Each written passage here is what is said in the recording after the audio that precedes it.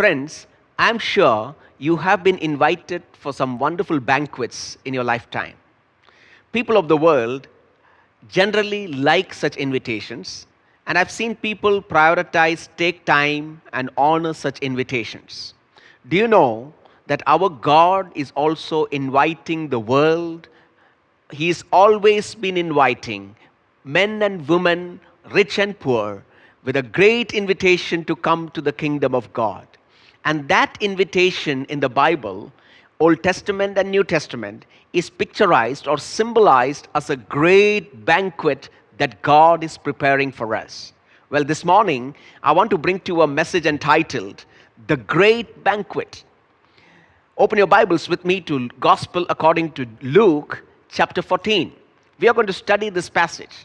I pray that you can take notes from this message and let us study this Word of God, because Word of God can transform us. So we're going to meditate from Luke chapter 14. If you read from verse 1 onwards, we can find that Jesus is in the house of a Pharisee. A Pharisee has invited Jesus for lunch. Alongside Jesus, there have been other honored guests. There are lots of Pharisees in that house, and people have got the privileged places to sit in that house. And as Jesus is having this meal with these Pharisees in this house, everybody, mostly the Pharisees, are looking very closely at Jesus Christ. Now, why are they looking very closely at Jesus? Because it is a Sabbath day, and they are waiting what mistake Jesus would do. Is Jesus healing anybody on Sabbath? And if Jesus did any mistake, they wanted to accuse Jesus and find blame with Jesus Christ. But Jesus is a God who is a compassionate God. When he saw in that house that there was a man full of edema, swelling in his body, probably he had some kidney disorder because of which there was water retention in his cells. Jesus was moved with compassion. He went to that man, healed that man of his swelling on a Sabbath day. Immediately Jesus knew that the Pharisees are accusing Jesus in their mind. So after healing this man of swelling, he turns to the Pharisees and he asks them two questions.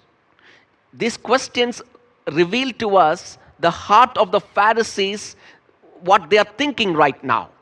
And Jesus, in the process of addressing these Pharisees, Jesus is also talking to us what the kingdom of God looks like. When God comes back in his kingdom and establishes his kingdom, how does the kingdom look like? Okay, question number 1. Suppose one of you have an ox, and that ox falls into a well on a Sabbath day. Would you not go and take the ox out of the well? Because the ox means money for you. In other words, if it is your money is getting lost, if your money is affected on a Sabbath, you don't mind going and breaking the Sabbath rules. Secondly, Jesus asked them, if one of you have a son, and that son falls into a pit on a Sabbath, would you not go and rescue your son? Because of love. What was Jesus telling to these Pharisees? He's telling, you are hypocritical Pharisees. You burden the people with the laws of the Sabbath, but when it comes to your own life, you have no standards of keeping the Sabbath. Double life. And Jesus was giving us a great principle about the kingdom of God. And what is that principle? Hypocrites will never enter the kingdom of God. Friends, even today, it is easy to lead a hypocritical lifestyle. We can be one in front of others and one in our personal and private life. God wants his people to be transparent people.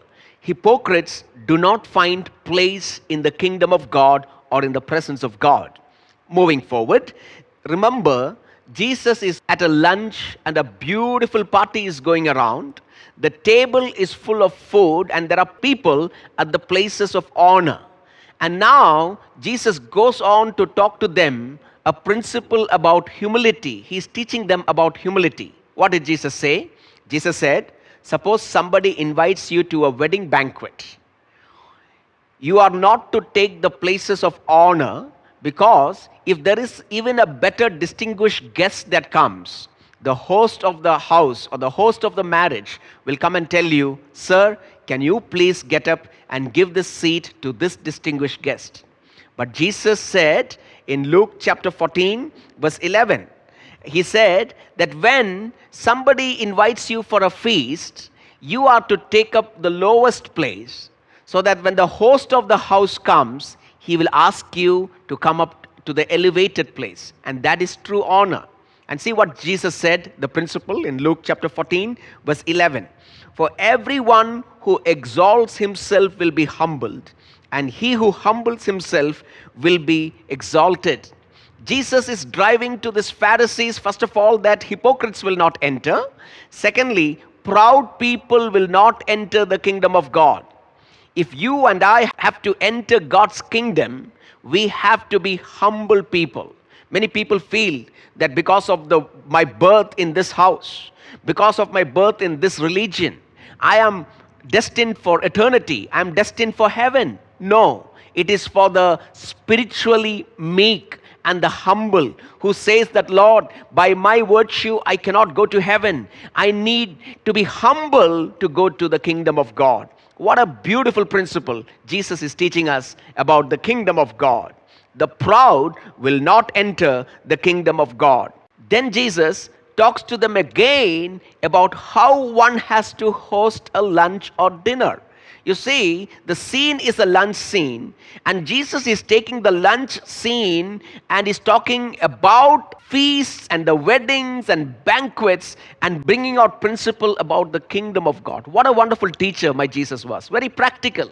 He related to what he was doing, and he brought out beautiful principles about the kingdom of God. Now he's telling another parable or another story. If you are inviting people for a banquet, or if you are inviting people for a lunch or dinner, what do people usually do? People usually will go to their rich neighbors, their brothers and relatives who are good in the society, and they will bring them in for their lunch and dinner. But Jesus gives them another principle about the kingdom, about inviting people to lunch and dinner. You see, in Luke chapter 14, verse 13 to 14, but when you give a banquet, invite the poor, the crippled, the lame, the blind, and you will be blessed. Although they cannot repay you, you will be repaid at the resurrection of the righteous. Jesus is bringing kingdom principles over here. In this world, people honor the rich, people honor the influential, people honor the powerful. But in the kingdom honors the poor, the lowly, the crippled, and people who are underprivileged. And if we as God's children invest our time, our money, and our efforts to the underprivileged of the world, we will be truly blessed by God at the resurrection of the righteous. What is Jesus telling over here? This is the main theme of this entire chapter, the resurrection of the righteous.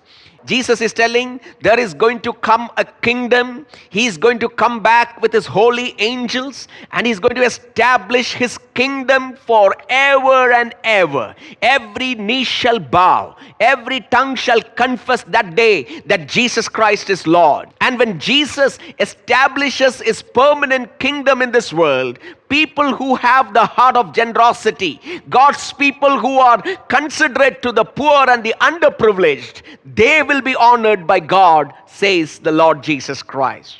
Amen? So, kingdom people are marked with generosity. Third principle, kingdom people are marked with generosity. It's a good time to introspect our lives. Are we generous enough? Who are our friends? Are we reaching out to the underprivileged and the needy of the world? Kingdom people are marked with the generosity. Look at the life of Zacchaeus. When Jesus came into his life, when salvation came into his life, he got up and he said, half my possession I give to the poor. If you are a kingdom-minded person, automatically we will be transformed into a generous person, reaching out to the poor and the underprivileged in our society. Kingdom people are marked with generosity. Now listen to me very carefully. I'm telling it again. Jesus is in a lunch provided by Pharisees, and already he has spoken at least 3 parables now. about lunch and the banquet and about principles of the kingdom of God. And these Pharisees are God-fearers and they know the word of God very well. One of them recollects when Jesus talks about this banquet and inviting the poor and the crippled. He remembers that when the kingdom of God comes in the Old Testament, it is going to come like a great banquet that God is preparing for the mankind. Come to Luke chapter 14, verse 15. When one of those at the table with him heard this, he said to Jesus, "Blessed is the one who will eat at the feast in the kingdom of God." So, the kingdom of God and the coming of the kingdom of God is portrayed as a great feast in the Bible. And people are invited to that feast through the Lord Jesus Christ. I want you to understand the Jewish expectation of the kingdom of God. Listen very carefully. The Jews expected that a Messiah would come in Israel, a king would come in Israel. And when the Messiah comes, he will forgive every of their sins and their wrongdoing. Secondly, when the Messiah comes, the righteous will resurrect from the grave. All the Jewish people who died believing in God would resurrect from the grave, and there will be a great reunion of the saints and their families. Thirdly, they believed that when the Messiah comes, there is going to be the redemption of nature. Remember, the nature was put to frustration because of the sin of man. And they believed that not only man will be redeemed, but they also believed that the nature will be redeemed by the Messiah. And fourthly, when Jews believed when the Messiah comes, he will establish a political kingdom and defeat the enemies of Israel and bring peace like never before, better than the times of David, into the land of Israel. So this was the Jewish expectation of the Messiah. And this expectation is picturized in the Old Testament as a great banquet that God is preparing, where there is going to be peace, there is going to be reunion, there is not going to be any more tears. And the prophets prophesied that this is likened to a great invitation for a great banquet that God is preparing for mankind. Come with me to Isaiah chapter 25, verse 6 to 8. See what Isaiah says about the coming kingdom of God. On this mountain, the Lord Almighty will prepare a feast of rich food for all peoples. He is looking forward to the coming of the kingdom of God, and he's telling when the kingdom of God comes, it is like a feast for all the peoples of the world. Moving forward, a banquet of aged wine, the best of meats and the finest of wines. On this mountain, he will destroy the shroud that enfolds all people, the sheet that covers all nations. He will swallow up death forever. The sovereign Lord will wipe away the tears from all faces. He will remove his people's disgrace from all the earth. The Lord has spoken this. All what I said is there in this verse. Resurrection of the dead, a world political rule by the Messiah, peace, wiping away the tears. And that was the expectation of the Jews when the Messiah comes. And it is picturized as a great banquet God is preparing for all people of this world. What did Jesus do when he came as the Messiah for the very first time? You know what Jesus did? When he came as the Messiah at his birth, and when Jesus started his public ministry, he's inaugurated this kingdom of God. He said, you have been expecting the kingdom of God, but by my coming, the kingdom of God has been inaugurated. And how does one enter the kingdom of God? Repent and turn from your sins and enter the kingdom of God. In Mark chapter 1 verse 15, Jesus announced the kingdom of God. And then Jesus went about doing good. Jesus went about doing miracles. Jesus rose the dead from the grave. What was Jesus showing to us? These are the foretaste. This is a taste of the kingdom of God that will be fully established in his second coming. And the Jews never understood that. Jews thought that in the first coming of the Messiah, the kingdom would be fulfilled. But God had planned that Jesus would come the first time and inaugurate the kingdom of God. And he will open door for the people of the world to come to him. And Jesus will come back again for the second time. And at that time, the kingdom of God will be consummated, or the kingdom of God will be established in its glory and in its power. And you and I are waiting for the kingdom of God. Jesus can come anytime and he will establish his kingdom. That's the message this morning time. Hallelujah. Praise the Lord. Jesus inaugurated the kingdom of God.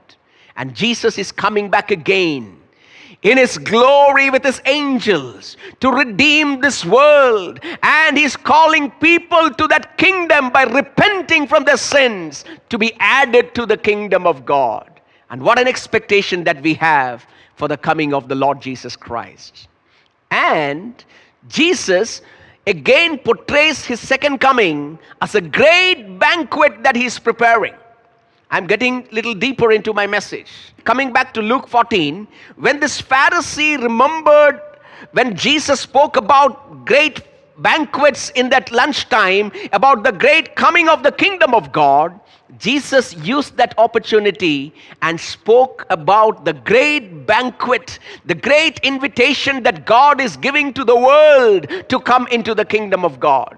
Come with me to Luke chapter 14 and this verse 16 onwards. The parable of the great banquet of the kingdom of God. Jesus gets into the reality, how the kingdom of God will be, who will be invited, who will be found in the kingdom of God. Very interesting. Come with me. I'm going to speak 4 aspects of this coming kingdom, and we will close this morning time. First is the invitation, the excuses people give for not coming into the kingdom of God, inclusion of people who never thought that they will be there, and fourthly, exclusion of some people from the kingdom of God. Come with me for point number 1 to invitation. Luke chapter 14 and this verse 16. Jesus replied, a certain man was preparing a great banquet and invited many guests. See the words, great banquet and many guests. He's a wealthy man and he's having a lot of guests and he's preparing a great banquet. He's going out and inviting people to this great banquet. It is like a personal invitation for a wedding. How does one invite somebody for a wedding? You would go out, go to your friend's home, and you will call them for your wedding and tell them when, where, and at what time. And likewise, this owner of this banquet sent his servant out and invited people for a great banquet. Now we must understand that in Jesus' time, invitations for weddings or invitations for banquets are 2 types of invitations. They were in an olden system. They never had clock and watches like you and I have. And they never had preservatives for their food and fridge like what we have. So what they do? First of all, they will list out all the invitees for the wedding or the banquet. And the first invitation is given. And people accept the invitation. Then the master who is holding the banquet, he will prepare the banquet. He will buy the meat and choice items and prepare the banquet. When the banquet is ready, he will send his servant out to the ones who are already been invited with a second invitation. Come with me to Luke chapter 14 verse 17. See the second invitation. At the time of the banquet, he sent his servant to tell those who had been invited, come, for everything is now ready. So the first invitation went out confirming the guests. But when everything had been prepared, the banquet had been prepared, there's a large room for these people to come and enjoy this banquet. The second invitation went out to those people. But the slave or the servant who is going out with the second invitation comes back with a very sad news that makes the master very angry. Luke chapter 14 verse 18. But they all alike began to make excuses. So first of all, we saw the invitation. And now, when the banquet is ready and they are invited to the banquet, they are making excuses. So we go to the second aspect of this message, the excuses they made for not coming to the banquet. Now, the Pharisees who are at lunch with Jesus, they are finding this ridiculous because none of them would say no to an invitation for a banquet. Because at banquet places, they had high places of honor. And they looked forward for such honor. They looked forward for such banquets. Secondly, ancient culture, if somebody turns off an invitation, it is like declaring a war or a cut of friendship. So nobody would do that. But actually the Pharisees had done that to the kingdom of God, the invitation of Jesus for them to come to the kingdom of God. And they come up with excuses. Here are 3 sample excuses that Jesus is telling. Luke chapter 14, verse 18. The first excuse. The first said, I have just bought a field and I must go and see it. Please excuse me. This is absurd. Nobody would do that. Because even if you have a field, if somebody invites you to a banquet, you will leave everything, plan and prioritize and attend the banquet. The first excuse. Come to the second excuse. Luke chapter 14 verse 19. Another said, I have just bought 5 yoke of oxen and I am on my way to try them out. Please excuse me. Here is even a richer man. He's not only having field, but he's having 5 oxen and he wants to try them out. The second excuse, field and oxen. Now come to the third excuse. Verse 20. Still another said, I just got married, so I cannot come. I would have come if I had been a bachelor. Now, friend, I am married. I need my time with my family. I am not coming, was the third excuse. Now, coming back, in the Old Testament, there was provision for a newly wedded man not to go for a long military job or a long business trip, at least for 1 year. But even a newly wedded man or a woman would not miss a banquet invitation. They would not miss a social party because this is a time where they can relate with one another. And this man said, I am not able to come because I just got married. And we find 3 excuses over here. And the banquet is ready. Nobody is willing to come to the banquet. So the slave comes back to the master and reports the 3 excuses. None of them are willing to come. The head of the household becomes very angry. This is a tremendous effort. A great act of generosity and kindness is returned with indifference and disdain. And this leads to inclusion of new people into this banquet. So the third aspect is inclusion. Listen carefully. Luke chapter 14. Verse 21, the servant came back and reported this to his master. Then the owner of the house became angry and ordered his servant, go out quickly into the streets and alleys of the town and bring in the poor and the crippled, the blind and the lame. Preparations are made. The celebrations will go on. We won't cancel this event. Every seat will be filled, but it is going to be filled with the most unlikely people, said the master. Jesus had already told them what they have to do if a banquet is prepared. Remember in this chapter we studied that? Luke chapter 14 verse 13 to 14. But when you give a banquet, invite the poor, the crippled, listen very carefully, the crippled, lame, the blind, and you will be blessed. Although they cannot repay you, you will be repaid at the resurrection of the righteous. And now Jesus is telling, if the first invitees have not come, go out to the city.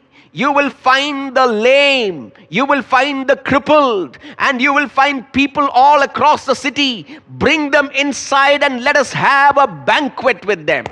God is inviting people of every kind into the kingdom of God. By the way, I want you to understand that in the Old Testament, if somebody was lame or blind or crippled, they were never given provision to come to the presence of God and worship God. Even in the line of Aaron, some of their sons, if they were defected, they were never chosen for the temple ministry. In the New Testament, God is telling, even the lame, the blind, the poor, the crippled, you can come and be a part of this banquet. Look at the large-heartedness of this master of the banquet, which is God. Amen. Praise the Lord. And who are this poor? The poor in spirit, probably not only the poor in the land of Israel, but they are the tax collectors who are outcast of the Jewish system. They are the prostitutes. They are the sinners. They are the murderers. And the master of the banquet said, bring in those people.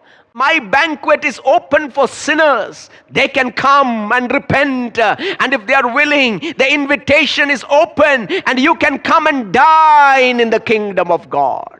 What a God we serve, friends. Even though while we were yet in sin, Christ died for us. And He gave His life for us. Not because we were righteous, but when we were in sin. Amen. So the master goes out. The poor had been invited. Come to Luke chapter 14, verse 22. Sir, the servant said, what you ordered has been done, but still there is room. There is a very big place in the master's house. It is a huge banquet. It is a big dinner, and that's the kingdom of God. Still there is place for you in the kingdom of God. Luke chapter 14, verse 23. Then the master told his servant, go out to the roads and country lanes. Now not only go to the city, but go outside the city. Go to the countries. Go to the country lanes and compel them to come in. Here is a group of people who you need to go outside the city of Jerusalem, outside the country of Jerusalem, and compel them to come into the Father's banquet so that my house will be full. Amen. This is the invitation. These are the ones who are not living in cities. These are the ones who probably don't have a house in city. They don't belong to the Jerusalem city, or they don't belong to the 12 tribes of Israel. These are the Gentiles, the people who are far away from God. Jesus is telling, there is room for them in my Father's house for the great banquet in the kingdom of God. Hallelujah. What an amazing story about the kingdom of God. There is room for people who are even far away in the kingdom of God. And then comes the exclusion. Listen very carefully. Luke chapter 14, verse 24. I tell you, none of those who are invited will get a taste of my banquet. Jesus is telling to the Pharisees, I invited you and you have rejected my invitation. You will never get a taste of the kingdom of God. Jesus is simply putting that if you reject Jesus, you will never be a part of that great banquet. What is it? The salvation, the resurrection of the dead, the establishment of the kingdom of God. You will be out of the kingdom of God. Very quickly, I just want to conclude and I want to pray with you this morning.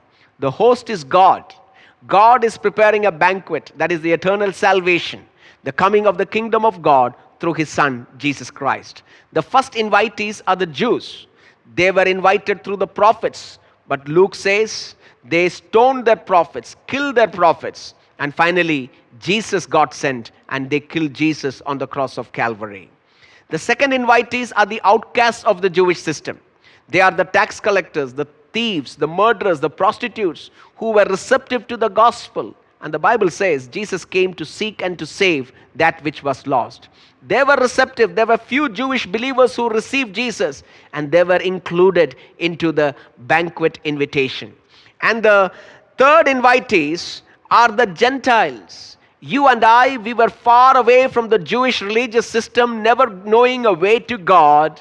And there was still room. There is still room today in that banquet. And God is calling the world to His kingdom through His Son, Jesus Christ. And that invitation is still open. And finally, the exclusion. Anybody who rejects Jesus Christ will never be part of that banquet, or will never be part of heaven or the coming kingdom of God. Today, that invitation is open to you. God is calling you to be a part of this kingdom. Don't give any excuses. How do you become a part of the kingdom of God? Believe in Jesus Christ, that He is God. He died for us, He rose again, and He's coming back again to establish His kingdom. And when you give your life to Jesus, you are already invited. You are already accepting that invitation to that banquet, that salvation, that kingdom that Christ is going to establish in our life, in this world to come. Amen. Praise the Lord. Friends, most of you listening to me are already believers. You know you have been saved. You know the word of God. But look at those three people gave lame excuses. What is your excuse from being out of the kingdom of God? Is it your field? It is your work? It is your habits? Is it your hobbies? Is it your family? Nothing should take the place of God. God wants our number one priority, and God is inviting you to give God the number one priority so that you can be included. Because if you give excuses, you will be outside the invitation of the kingdom of God. I want to close this morning. Hypocrites will never enter the kingdom of God.